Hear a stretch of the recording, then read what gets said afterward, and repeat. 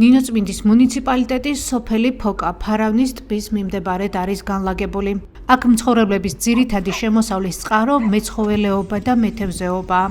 ადგილობრივების ზამთრობით ფარავნის გაყინულ ტბაზე ორმოებს ჭრიან. ბადეებს აგებენ, დაჭერილი თევზის უმეტეს ნაწილს კი ადგილზე ხიდიან.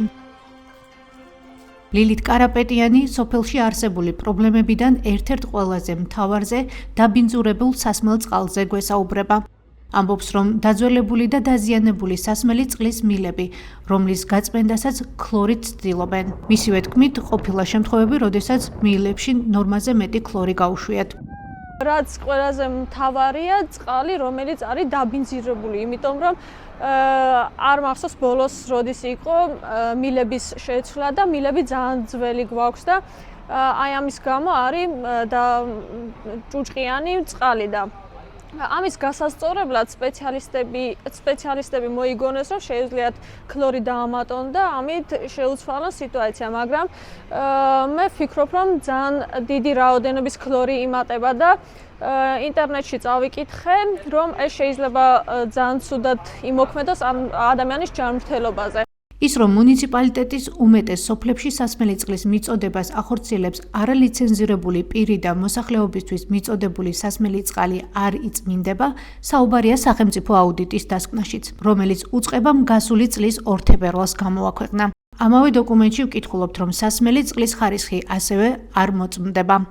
ქალაქ ნინოწმინდის და 4 სოფლის განძა, დიდი ხანჩალი, კატნატო და ფოკა მოსახლეობისთვის სასმელი წყლის მიწოდებას უზრუნველყოფს შპს საქართველოს გაერთიანებული წყალმომარაგების კომპანია. თვითმმართველი ერთეული ვერ უზრუნველყოფს დანარჩენი 27 სოფლის 3427 ოჯახის გამართულ წყალმომარაგებას.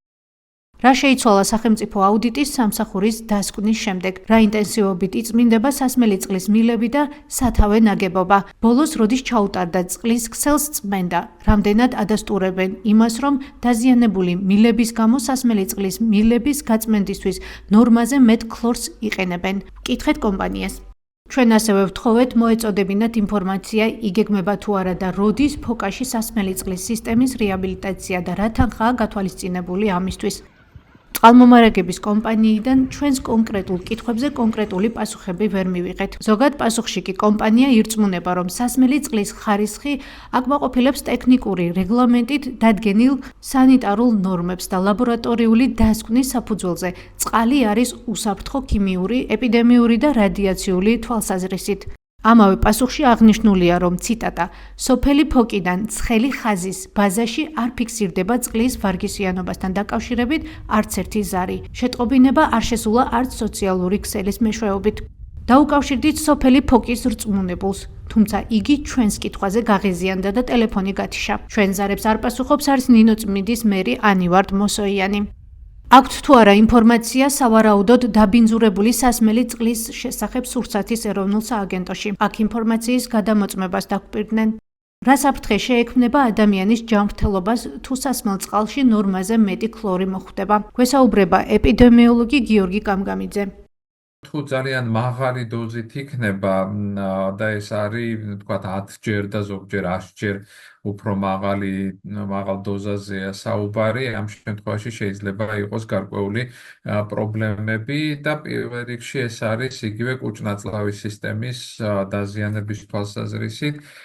ქლორმა შეიძლება გამოიწვიოს ნორმალური ბაქტერიული ფლორის, რომელიც ცხოვრობს ჩვენს კუჭ-ნაწლავის სისტემაში და აგვეხმარება ძალიან ბევრ საკითხში. ეს არის თვითონ მონელების პროცესი, ეს არის იგივე ადგილობრივი იმუნიტეტის ჩამოყალიბება, ნაწლავ სისტემასთან ასოცირებული იმუნიტეტი და ასევე მეტაბოლური ცვლის დარღვევა შეიძლება გამოიწვიოს, თუ მართლა მაღალი დოზით იქნება მოხვედრილი ორგანიზმში. ასევე ალერგიული დაავადების განვითარების კუთხით უნდა აღვნიშნოთ, ეს უკვე დაკავშირებული არა მარტო დალევასთან, არამედ იგივე მაგალითად წყლის აუზებში ან დაბანის დროს წყლის კანზე მოხვედრის თვალსაზრისით იგივე თვალის ლორწოვანზე და მისი შესუნთქვა. შეიძლება გამოიწვიოს იგივე ბრონქული ასთმის გამწვავება და პირდაპირ არის ქლორთან დაკავშირებული. ქლორს ძალიან ბევრი დადებითი მნიშვნელობა აქვს, ანუ წყლის ქლორინაციას, ვინაიდან მის საშუალებით ვებრძვით სხვადასხვა ინფექციურ დაავადებას, რომელიც განსაკუთრებით არის დაკავშირებული კუჭ-ნაწლავის სისტემის ინფექციებთან. სახელმწიფო აუდიტის დასკვნის მიხედვით ნინოწმინდის მუნიციპალიტეტი ვერ უზრუნველყოფს 27 სოფელში მცხოვრები 3500-მდე ოჯახის გამართულ წყალმომარაგებას. ამავე დასკვნის მიხედვით მუნიციპალიტეტის მიერ მოწყობილი წყლის სისტემა და სათავე ნაგებობები, საიდანაც მოსახლეობას წყალი მიეწოდება, არ არის აღჭურვილი გამწმენდი ნაგებობებით და წყლის დაქლორვის საშუალებებით.